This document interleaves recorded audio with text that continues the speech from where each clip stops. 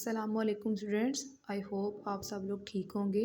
Today we are going to study this topic that is about कि हमारे पास दो bodies हैं और वो एक फ्रिक्शनलेस पुलिस पे अटैच हैं. That how they message, how they work. जैसे कि आपको पता है यहाँ पे हम देखें फिगर में, यहाँ पे दो बॉडीज़ हैं A and body B. Body A है उसका मैस ज़्यादा है, it means it will always act downwards, और उसकी जो टेंशन है वो अपवर्ड एक्ट करेगी. और आपको पता है जब कोई भी बॉडी डाउनवर्ड एक्ट करती है तो वहाँ पे ग्रेविटी की बात आती है. मैस है ना एम, ग्रेविटी आ गया, और एक्सेलरेशन भी डाउनवर्ड.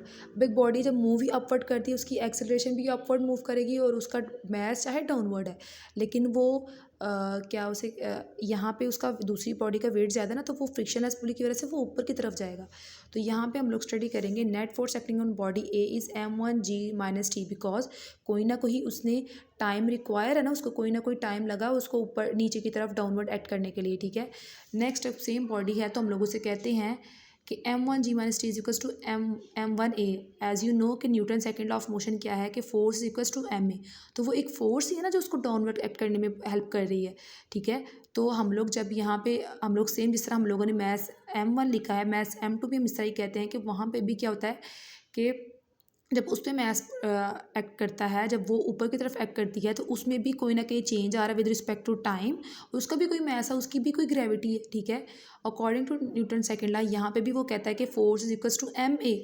अब वो कह रहे हैं कि अब जब हम दोनों इक्वेशंस को कंपेयर करेंगे तो हमारे पास क्या होता है, जो एक्सेलरेशन है वो कहते हैं दोनों की क्या रिमेन सेम रहती है. एक्सेलरेशन जब सेम है इट मीन्स कि हमारे पास जो है हम लोग उसको कॉमन ले सकते हैं, और इन दोनों किस तरह से, और एक हमारे पास ग्रेविटी भी कॉमन है और हमारे पास एक्सेलरेशन भी कॉमन है.